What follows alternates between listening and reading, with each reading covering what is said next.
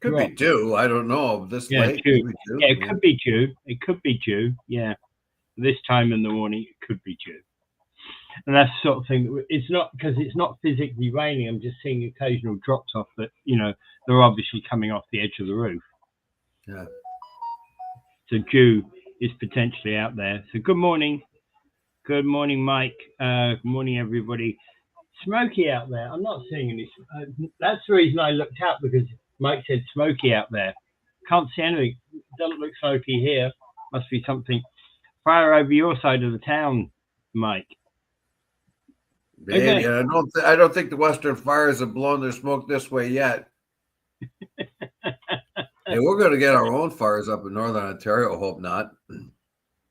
But that's possible. That was horrible a couple of years ago when that happened. Yeah. Absolutely horrible that was. I mean, Saskatchewan are burning up, and Manitoba burning up, man. Oh no, and that's a lot of hectares of good woodland. You know what I mean? Like, there's lots of good lumber in there. I mean, it's normal that we have fires. I mean, that's typical. Let's make that very clear. That a fire is essential for the regeneration of any forest. Yeah. Because a lot of the acorns and things like that cannot germinate unless a fire comes upon them. And that's what nature expects. Nature expects periodic fires. However, our fires are getting out of hand. Yeah, and the worst of these is that some of them are being caused by people. It's bad enough when we have a normal course of fire that happens in the woodlands, but what you don't want to be doing is starting a fire because you left a bottle there or something like that. Most forest fires starting. Yeah, most forest fires in northern Canada start by lightning strikes. Yeah. Oh, absolutely. But you don't want to add to that with people starting fires. Well, people, there's two ways that people start a fire. There's either people put something like a glass bottle, leave a glass bottle out there, which allows the sun to kind of shine through the bottle and cause a spark to occur in certain places. The other one is people lighting fires, or in some of these areas. Yeah. And some of these areas, people burning rubbish and stuff like that in some of these areas. Could also be, yeah. Could also be. Yeah. Yeah. Well, those have been incidents. I'm not saying that these are incidents that have been reported in this particular fire. I'm just saying over the years, when you listen to the news and you hear the causes of fires, those are the types of things that have caused fires in the past. Mm-hmm. But anyway, it's going to be a bad fire season. I mean, we couldn't have any fires down this way. It's been raining too much, but I mean, in other areas of Canada, for sure, yeah. I believe there is terrorism happening with those fires. Sometimes that's true as well. Or there's, it's hard to rule that out as well, yeah. But if you don't have anyone declaring it, it's hard to put it. Usually a terrorist needs to declare it to make everybody afraid. I am a terrorist. I'm going to burn down your forest. And that terrorizes people. But if you do not announce that, then everybody will expect that these forest fires are simply naturally started. So if it is terrorism, they have, in order for it to be real terrorism, they have to announce that they're terrorists doing it. That's true. That's very true. Yeah. Otherwise, the terror is ineffective. Terrorism without an announcement doesn't mean a thing. Yeah. Yeah, it's ineffective. Yeah. Okay. Thank you for that, Mike. Gary. Gary says, "Morning, Wills. Great time yesterday. You're always a pleasure to be with you." Yeah, me and Gary had lunch together and a couple of beers. And it was a real pleasure for me because Gary paid. Okay. Well, all right. So moving on. The first Canadians in space died at 76. Oh, yeah, Mark Garneau. Yeah, that Mark was a bit of Garneau. a surprise. Sorry? That was a huge surprise, wasn't it? Well, he That's young, but but well, I don't know. Did he have an illness or something? he had a very rapid moving cancer. Yeah. Sort of a galloping cancer. Yeah. And you can do nothing about quick. that if you get that kind of thing, Yeah, it was quick. Yeah. I had a neighbor die of a kind of a galloping cancer one time. She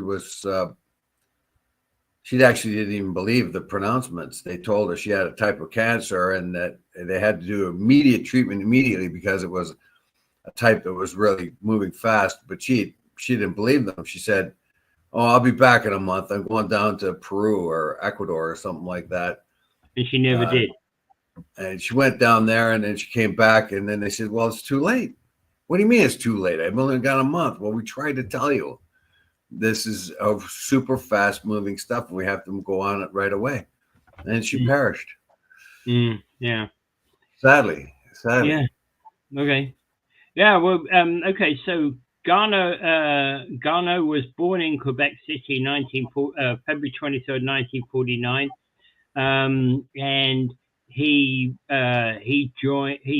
basically flew 3 space missions between 2001 and 2005, and he also became he flew 3 space missions. They don't show me the date. They show us the date, but he became president of Canada's space agency between 2001 and 2005, and then in 2008 he entered politics,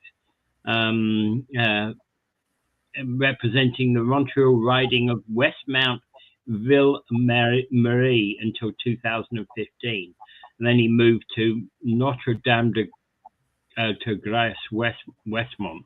I'm presuming that's a reallocation of constituency or of ridings. I don't know. That isn't really important anyway. The fact of the matter is, he was there. He decided he was going to get into politics. He joined the Liberal Party, which you might expect. But then he got stuffed by he got pushed in the back by Trudeau. He was in the cabinet. The cabinet, and without even knowing, he got the announcement from Trudeau that he's out. Yeah. He's out of the cabinet, which probably really didn't do a whole lot for Trudeau. I mean, he needed all the friends he could get near the end there. Yeah. And to get rid of a celebrity like that, I don't know. Yeah, so Garneau retired from politics in 2023, and and the rest is history. Yeah. So anyway, and this kind of just gets me. It's almost even hard to remember the Trudeau years now, is it? Like when I read this and Trudeau pushed him out of the cabinet, I'm thinking to myself, who even talks about Trudeau now or even thinks about Trudeau? No one. No one. Yeah. No one ever thinks about the policies of Trudeau or any of that. Like he's almost a forgotten figure. Yeah. So basically, and Gary's basically said he passed away. Holy crap! Didn't even think he was that old, and he isn't. He was in his 70s. No, he had rapidly developing cancer. Yeah. As a matter of fact, I just got news this morning that a friend of mine is actually starting to beat the cancer she has. So it didn't look good for her for a while, but latest treatments show that the tumors have shrunk. So there is possibilities. Good. It's always good to hear such news. And so it's a sad thing. Whatever he did with his life, he was Canada's first astronaut. and that historical thing. Yeah. So it's and he was, I think he was on Sesame Street or something like that, and he also played a guitar. And his colleagues say how jovial he was. He joked a lot, and they joked back, and they give a couple examples of the kind of humor he had, and I could see that he'd be a good guy, a neat guy to hang around with the kind of sense of humor that he had. Yeah. All right. So Mike Cushman will be on Your City, Your Voice at 4680q.ca today, and it will be talking about environmental and political issues of the region. All right. Yes, and Gary was on yesterday. I haven't seen that video yet. I plan to, but Gary was on yesterday, and Mike was on today. So the two protagonists of the so-called tour of Sinomet lands are going to have what Gary has and Mike will point out their points of view on this. Yeah, it's going to be very important. And remember, these guys are fighting City Hall and fighting Region and fighting Ontario Ministry.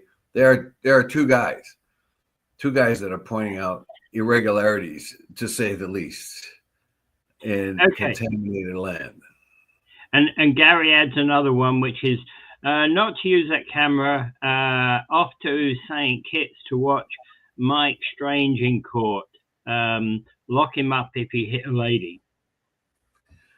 Yeah, Gary and I talked about this yesterday. What if, Mike could be Mike Strange could be in real trouble here. He's in court today, and is he going to? How is he going to plead? Is he going to plead no contest? Whatever. There are rumors circulating around Mike about his bad temper and so on and so forth. But we'll see. We'll see what the court has to say. Yeah. And if he has struck a woman, then he has to leave. If he is guilty of striking a woman in anger without cause, without trying to defend himself, then he must leave his post. There's no other way. Yeah. And and then we'll have another new councillor. Yeah. And so he'll have to bow out.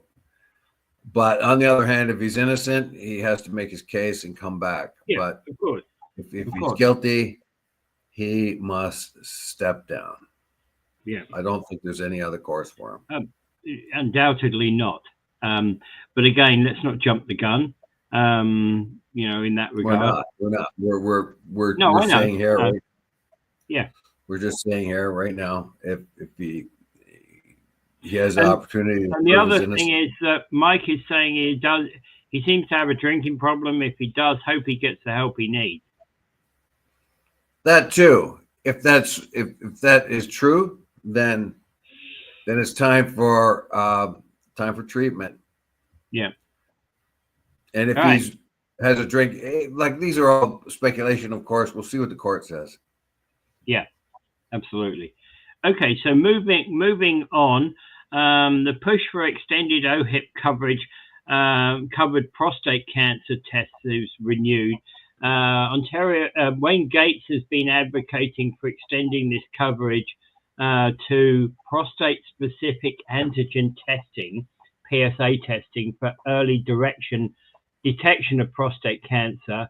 And currently, they only cover these tests if a physician suspects prostate cancer.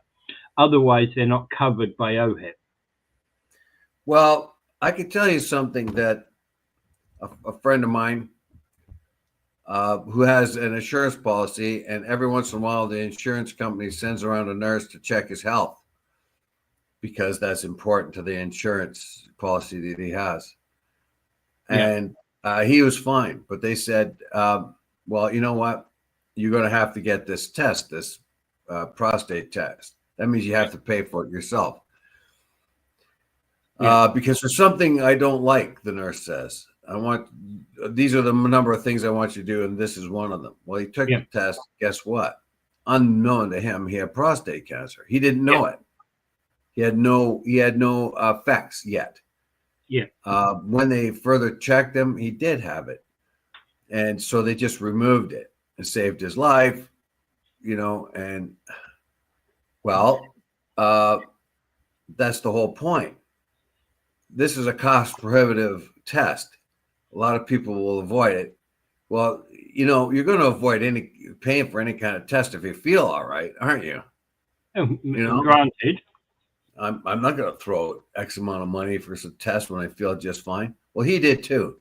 Yeah. But because the insurance people came around, the nurses came around, then they said, you got to do this because, that's just part of this policy. He did. Yeah, basically something. He found out that he had prostate cancer, which he didn't know he had, and saved his life. And that's what Wayne Gates is talking about here right now. Yeah.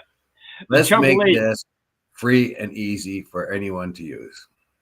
Trouble is, when you add a cost, when you have a high cost test, there's always going to be people in the political world that will resist having such tests on things like OHIP.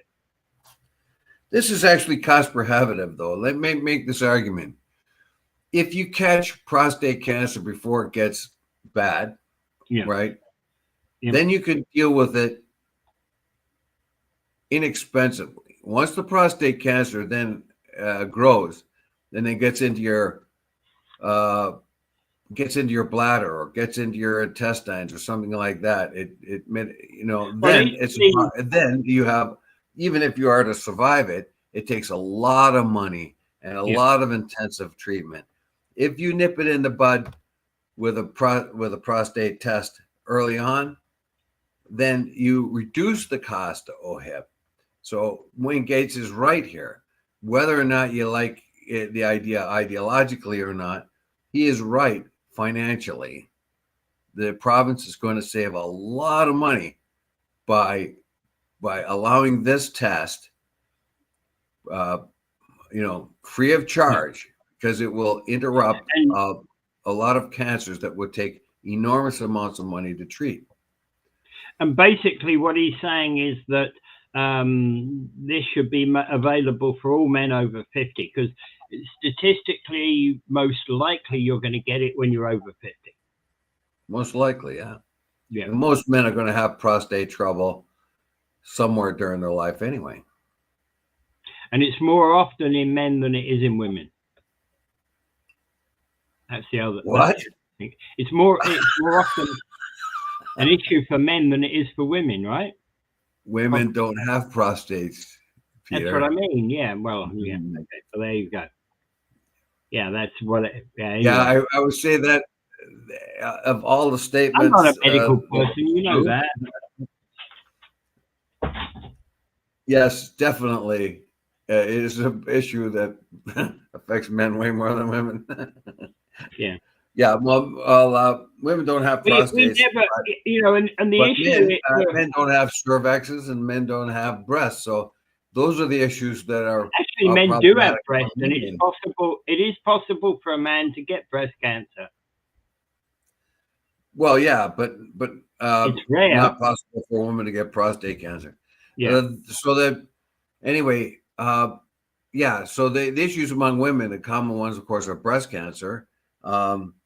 My sister-in-law survived breast cancer. It took quite a while, but she did, and operations and things like that removed her breasts and lymph nodes and all other things that saved her life. However, she survived, and of course, we all know others that did not. And so anyway, we are lucky as men because this test is a real indicator of prostate cancer. So yes, if the province took care of it, which is not, it's not a big deal. I don't think the prostate exam costs a whole lot of money, that blood test. Okay, so if it's $100, if it's $100 for us to do it privately, there's an argument that says, and I'm not saying either way, there's an argument that says we could all go out there and spend $100. Yeah. No, because a lot of people are, we hear it every day. Everybody's on the edge. Everybody's living paycheck to paycheck. So many people are. That is going to be a secondary consideration, particularly men being men, because men won't go to the hospital until they're half dead. Dave. Thank you, Dave. Thank you for putting that one up there, right? Okay, men being men will never get themselves tested because they don't believe they're ill. Yeah, and men being men, they won't go to the hospital until they're half dead. Yeah, I remember I had I'm no better than any other man, because I remember having bronchitis for 6 weeks and just about dying from it when I finally went to the doctor. Anyone else, and it would be 1 or 2 weeks. No, I went 6 weeks, and then just every other man would be doing the same thing. I don't need no doctor. I don't want to go see no doctor, right? Yeah. And guess what? So that, men are just like that. Okay, and but again, the other flip side to that is if that test cost, and I'm using the $100 mark there. If that test costs $100 and OHIP pays for it, but yet you're saving tens of thousands of dollars because you discover early that that people have got prostate cancer, and you can manage to get it scheduled in early, and you can get them, the cancers removed very early and very effectively. But again, well, Wayne Gates has been a lion for this for a very long time. He's fought for it a long time. In this particular case, an independent, the only independent in Ontario, has resurfaced it and mentioned Wayne. Like, this is something that has to be done. It's going to save the province a lot of money. If we pay for this prostate exam, this cancer exam, then the province is going to save a lot of money. Put that up there, the dollar signs, because whatever you pay now, if you don't pay now, you're going to pay big time later. It's just like those old commercials: pay me now or pay me later, right? You pay me small amounts now, or you pay me huge amounts later. Yeah, mammograph tests are actually covered, yes. Right? Yeah, the old squishy boob. Yeah. And squishy boob X-rays, where they take Paul Everton points out that it's Men's Health Month. Is it? Oh yeah, it's Men's Health Month because it's also Father's Day this month too. Yeah. Men's Health Month, okay. And he was talking about man boobs because you were talking about breast cancer, but men can get breast cancer. That's for sure. Yes, they can, and guys, we bum out about the prostate exam where they hoop you in the backside, and it's really comfortable. But just try to think of being a woman when they get their mammograms and stuff. They take their boob and they squish it between two plates and they X-ray it. I mean, we can't complain that much, seriously. And Gary's basically saying his pops passed away from prostate cancer. He was extremely, didn't want the attention. Yeah, an alkaline body destroys cancer naturally. I don't know about that. I no knowledge of that. Not an area I have expertise in. But I understand what you're saying, and you see there are things out there. There are foods out there that if you eat are supposed to be, supposed to stop cancer. So you can investigate those. No, there are foods you avoid. Basically, there are foods you avoid, and there are foods that you can eat that are supposed. There are foods that you avoid by avoiding them will mean that you're less likely to have cancer. There are also other foods that you can eat that mean that you are less likely to get cancer, but that less likely being the operative word there. Well, the big one is to avoid foods that cause cancer, processed foods. Stay away from pop, chips, any kind of other processed food, nachos with cheese or all that other stuff. If you want to partake in them, do it very less. Few. Anything processed will more likely bring on cancers. So it is more important to avoid foods that cause cancers than to eat foods that fight cancers. Basically, all that is, if you eat healthy, you're less likely going to get cancer. True. Basically. So if you eat good vegetables and fruit and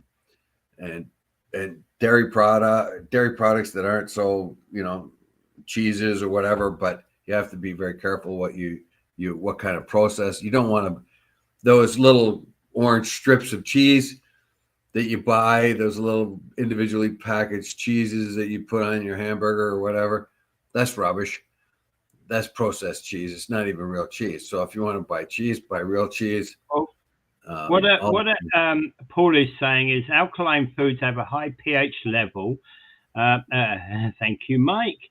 High pH level, while acid foods have a lower pH level. Some examples of alkaline foods are non-starchy veggies, fruits, nuts such as chestnuts or pumpkin seeds, legumes like kidney beans or white beans. Acidic foods include most meat, cheese, eggs, and grains. I didn't think that cheese was acidic, but still.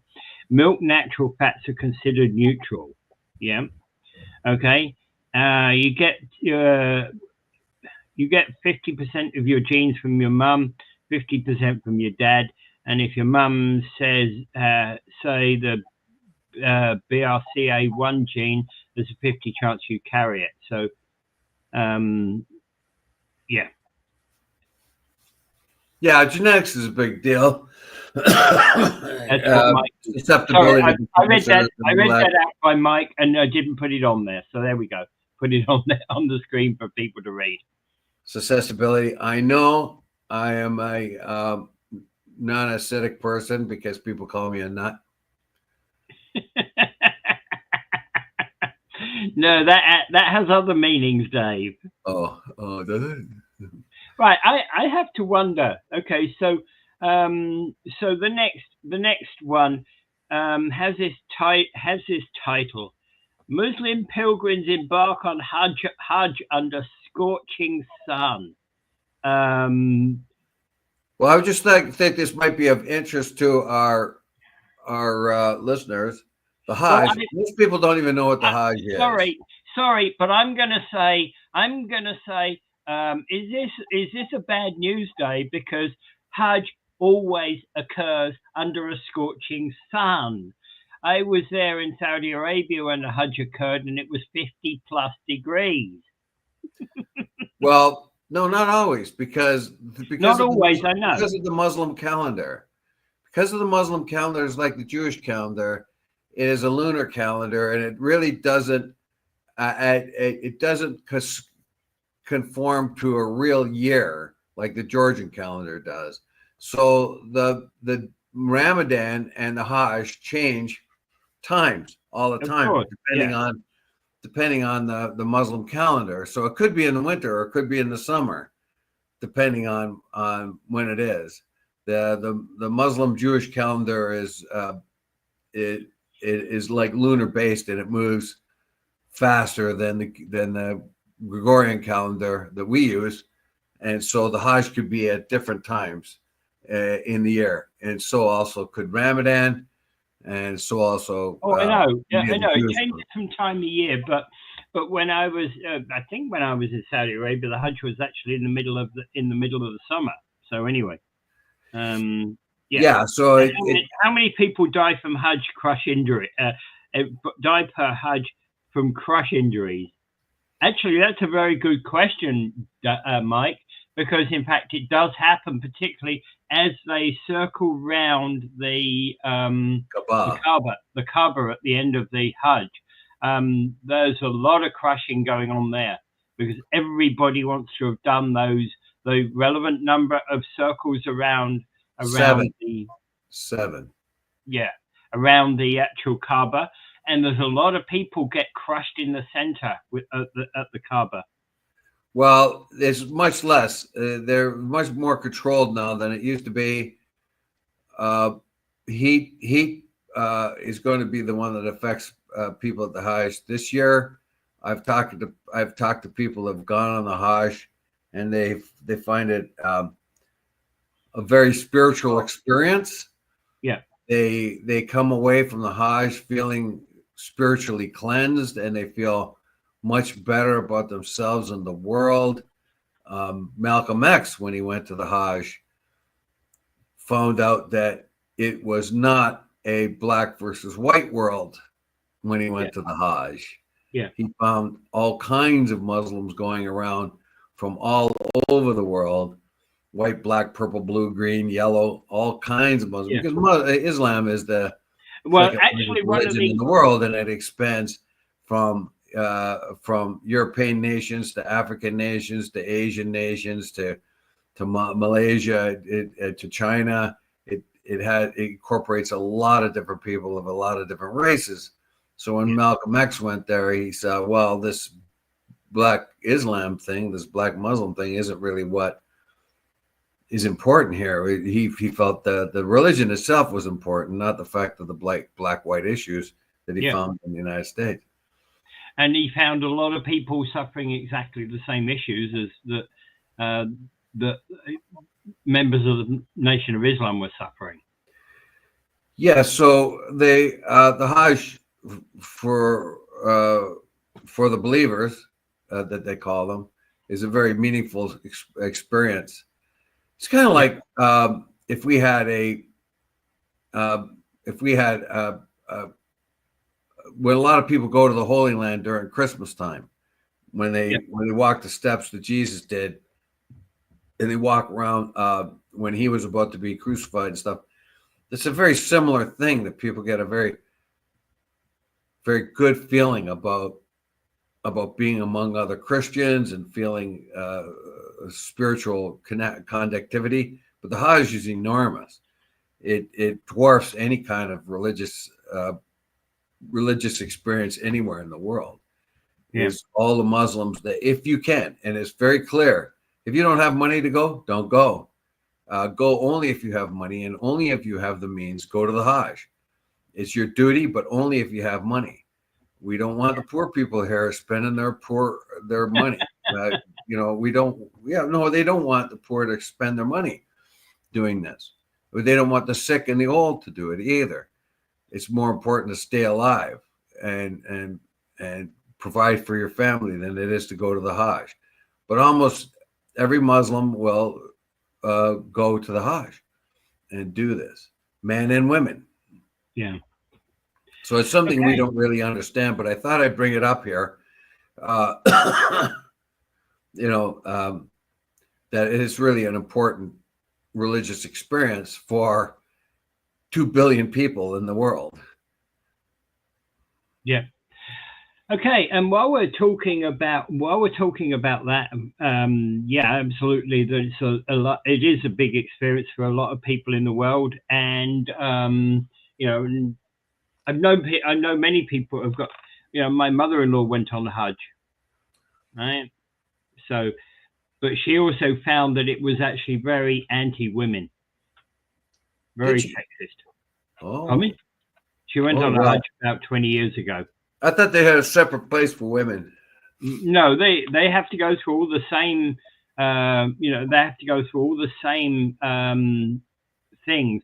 For example, the example here is the Mount Arafat, right? So Muslims are supposed to climb, or not climb all the way up, but climb as high as you can reach onto the mountain and stay there for the day as a part of the ritual of Hajj. Yeah. All right. And it's there's a tendency. The picture here shows all men because all men are in white. Women are all usually in black. Oh, that'd be deadly in the heat. Yes. Yeah. So think about that, and you know, and the Islamic society, unfortunately, is very sexist. Extremely so. Yeah. That was what her comment was. All right, I'm going to make a quick announcement here. True Politics on Facebook and on YouTube. Episode on June 11th at midday. There's an interview. I interviewed Justin O'Donnell about the impact of the Catholic Church on world politics. While we're talking about religion. Well, yeah. And you might as well next week do Islam on world politics. Well, if we can find a suitable expert, we might. Yeah. Yeah. Well, you got to go down to the local imam and ask him for an expert. Yeah. Okay. Yeah. So obviously, anybody who's doing the Hajj, actually, it is Eid. I think it's Eid tomorrow. Is it already? Yeah. Yeah, it is. I believe it is. Yeah. My understanding. No, it can't be. Eid's already happened and gone. Pardon? Eid's long gone.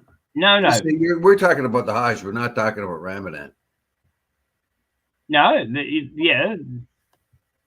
The Eid for Hajj, that Ramadan was a couple of months ago. Yeah. Right? The Eid for Hajj would be, yes, the Hajj Eid is coming up.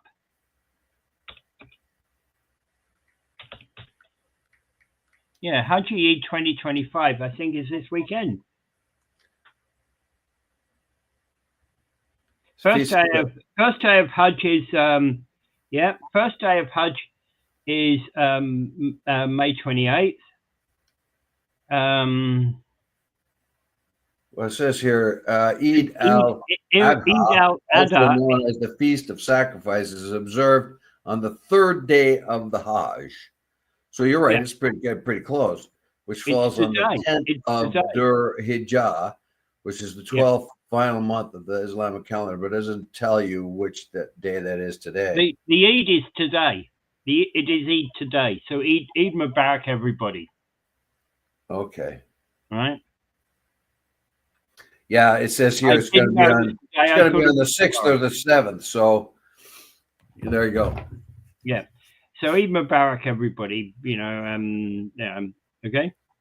All right. Okay. So there was a huge impact on religion and politics. Absolutely, Mike. So go have a look at True Politics. Look at all the right wing Christians that are supporting Trump. That's a huge religious influence. There are a minority of people, but they hold a lot of power because they all go out and vote, and they all go out and vote in mass. Yeah. Okay. So that's why the Republicans always have to prostrate themselves to the religious right. Yeah. The Rick Rose. The Rick Rose. There's going to be the name. Yeah. There's a whole Rick Rose celebration thing going on tomorrow. You can buy tickets for it. They're $20 each, so they're out there, and you get a chance to win a guitar. But it's going to be a celebration tomorrow, sort of. And I actually bumped into Rose yesterday, just when I get out of the car to go meet Gary for wings and beer, or not wings, but lunch and beer. We had a chat there. Rose happened to show up there, and she's maintaining herself very well. This is Rick Rose's wife, of course. Yeah, of course. And Rosie, she's maintaining herself. She says she takes it one day at a time, that the presence of Rick is missing at all times in their life, and it just has to take it one day at a time. And of course, she's cried rivers of tears. But she looks good, and it looks like she's going to make it through this sorrowful patch. Yeah. And thank you for that, Gary. We'd forgotten all about that one. I think we missed that one by. Yeah. So honorary street naming is happening tomorrow, 6:30 p.m. outside Taps Brew House at 4680 Queen Street, which is of course an address that was special to Rick as well. All right. Between Buckley Avenue and St. Lawrence Avenue. So he died, unfortunately, July 14th, 2024. Another person who died way too young because he was only 64. Right? Yeah. And yeah, I don't know. It's just a very sad thing, but then again, these things happen, and at least we're acknowledging him, and the city himself is honoring him. So the honorary street naming for Rick Rose. Anyway, here's an article. It's the unveiling ceremony is at 6:30 p.m., but you can go there earlier to Taps, basically, and you'll I don't know. The official is at 6:30, but then thereafter there's going to be entertainment, and it's going to be pretty cool. Yeah. And $20, as you said. Yeah, for a ticket, which is $0, basically. Yeah. Okay. Yeah. So the new immigration bill, which is going to allow greater powers to cancel immigration documents and shrinks the window for asylum seekers to declare that they are asylum seekers. All right. So this new bill, it's a compound bill, so it's called Strong Borders Act, but it's going to be making amendments to pre-existing laws, including the Immigration, Refugee and Protection Act. Its proposed changes would force asylum seekers entering the country, including students and temporary residents, to make claims within a year. It looks as if it's going to be a tougher immigration bill, but it looks weak to me. It looks very, very weak to me. Anybody that wants to is going to be able to put an asylum claim. So if you're a student and you don't look like you're going to be able to stay in Canada after you get your student papers, all you're going to do is make an asylum claim. Yeah. And then once you make an asylum claim, then once it's rejected, if it's rejected, then there's an appeal. So you can appeal it. So basically what it is it is an enormous expense on the Canadian citizen to get rid of the asylum seekers. And no wonder they didn't want to do it, and they haven't done it well enough in the past because it cost a lot of money. It costs a lot of money to get rid of someone, and that's cost prohibitive. You got to go. The asylum seeker has to go. Then you put a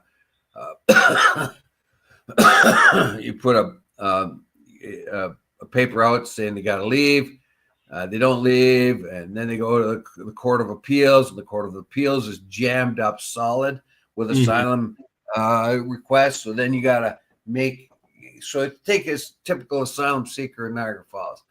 Let's say they make an asylum claim. Now they're in Niagara Falls, and they're in a hotel. They're getting fed. The children are going to school, and they wander around looking for a job. They get somewhere, they get some. So their claim comes up, and the Canadian government decides, well, no, you don't qualify. You got to go back to where you came from.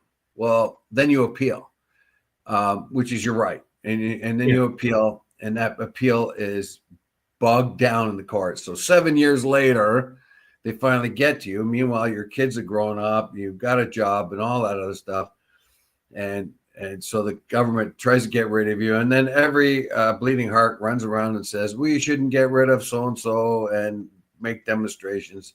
So the Canadian government takes you from Ontario and puts you out west somewhere where nobody knows you, and then there's the problem solved. But it's cost hundreds of thousands of dollars to get to that point. So this business where it looks as if they're tightening down on asylum seekers or people that don't really deserve to be here through asylum is a bunch of bunk. It looks good, but it isn't all that good. The federal government still is extraordinarily inefficient. They were ill-advised to do what they have done up until this time. Yeah. Carney's going to have his hands full fixing that mess that the Trudeau government made.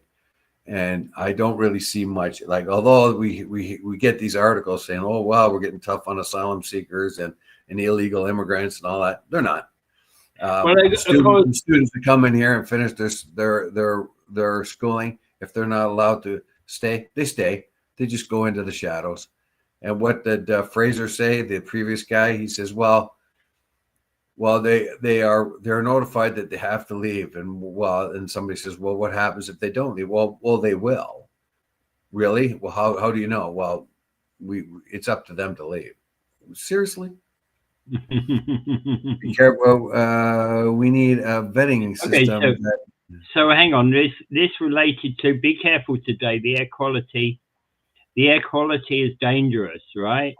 Mikey, he's not wearing that pirate shirt today, so he'll be just fine. Right? We need a vetting system that's very strong to be able to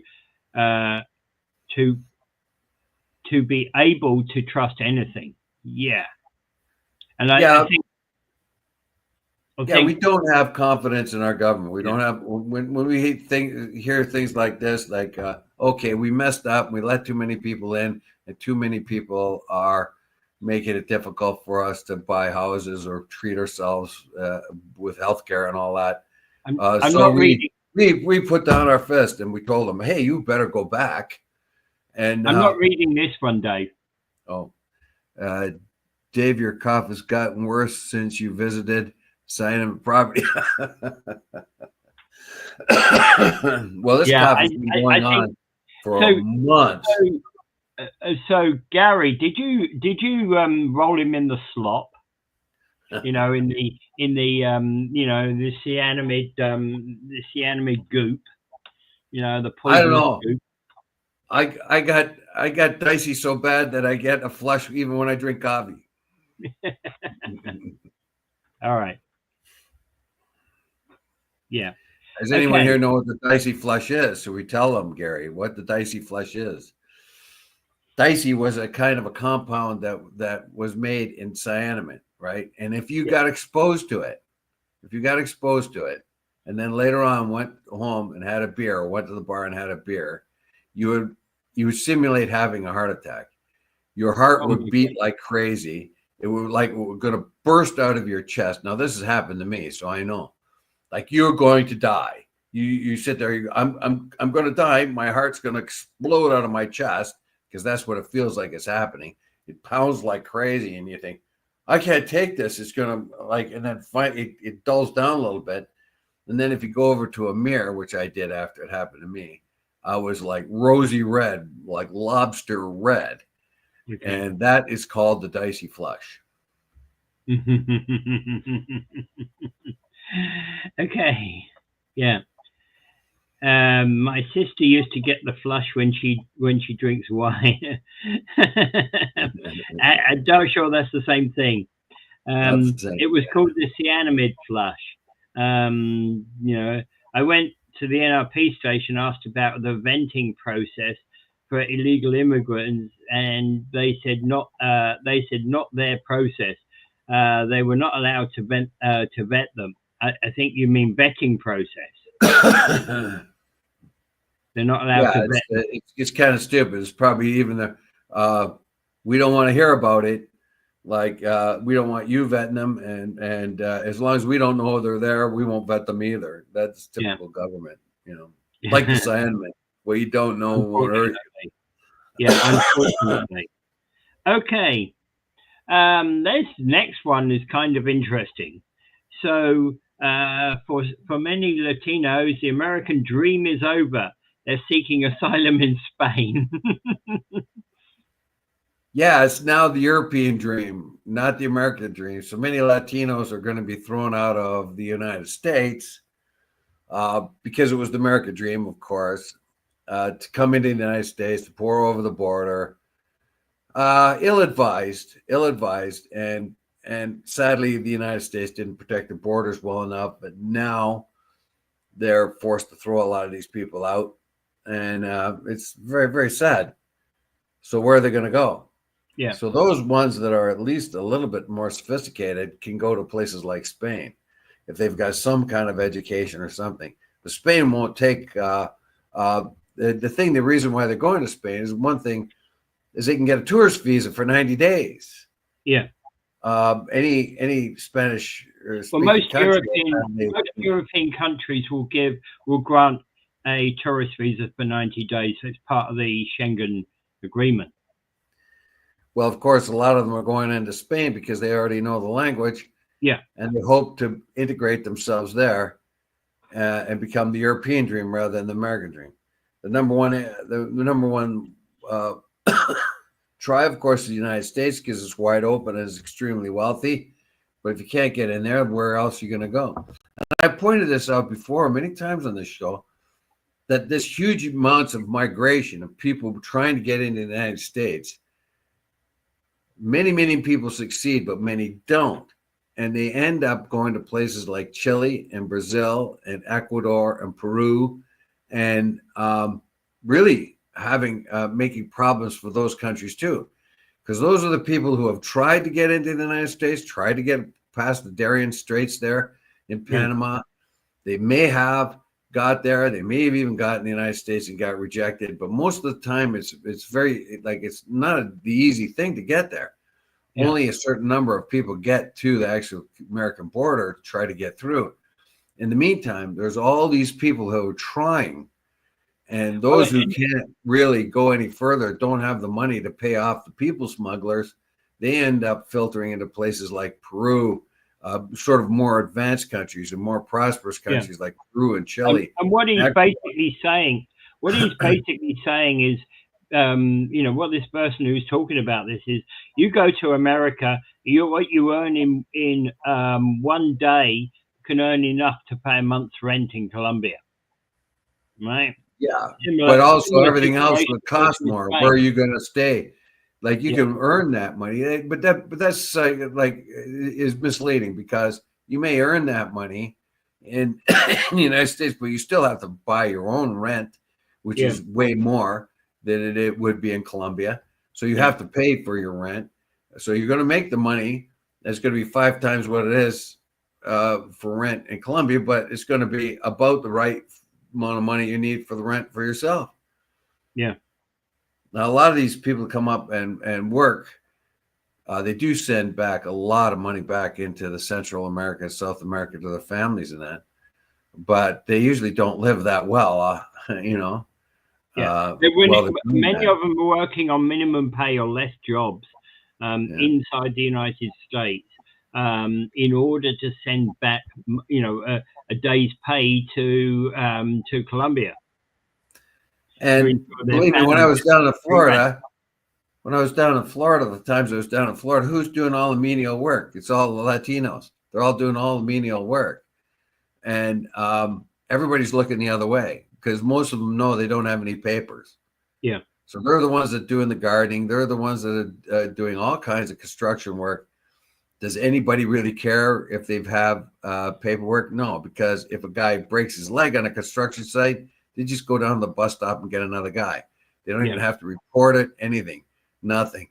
And DeSantis can say all he wants about immigrants and stuff, but he always looks the other way when it comes to things like that, because it means money for his friends. If they can hire a Latino and he breaks his leg on a construction site, they just drag him off site and then go to the bus station and get another one. There's no compensation. There's nothing, because the guy's afraid to be exposed as an illegal. Yeah. Absolutely. And, and then, of course, probably if there was a death on said construction site, they would be marking him up as somebody who was on site illegally. Oh, here we go. Another overdose. Yeah. Yeah. Well, I don't know what they would do if somebody died. Of course, they'd have to investigate it, but then you never know how much how much of an investigation. Well, what is his name? Is his name really Gomez? And blah blah blah. You can see Yeah. there's no papers on him. He's an illegal and he died, and who knows? Oh, he wandered onto the site and he wanted to get a job, but a beam crashed into his head. Oh my! So that is a whole lot of BS. DeSantis is a liar and a hypocrite because they use these workers. They don't care that they're not documented. All they care about is they're cheap, cheap, cheap, and you don't have to worry about their benefits, and you don't have to worry about their pension plans. And when you don't need them anymore, you can say goodbye, get lost, and they have no rights. Yeah, it's sad but true. Right. Okay, so very, very quickly, the last point in the day, Carney is negotiating directly with Trump to end the trade war. It seems that I keep reading and hearing that Carney and Trump are doing a mano a mano. Yeah, I'm sure they have all kinds of supportive staff. They're trying to come up with a deal to avoid tariffs. Now, the United States just put an additional 25% tariff on all steel and aluminum, which includes Canadian steel and aluminum. Yeah. We haven't retaliated yet because these talks are in process. Yeah. So what Ford and everybody else has advised that, yeah, that's good. Well, we won't retaliate yet while these talks are ongoing. But if they don't glean positive results, we're going to come back with our own tariffs. We're going to increase ours. Yeah. These tariffs on aluminum steel are just too stupid to be true. So Trump always, Taco Trump will do the taco thing in this particular case because he needs the steel. He needs the aluminum. They don't produce aluminum. They produce very little aluminum.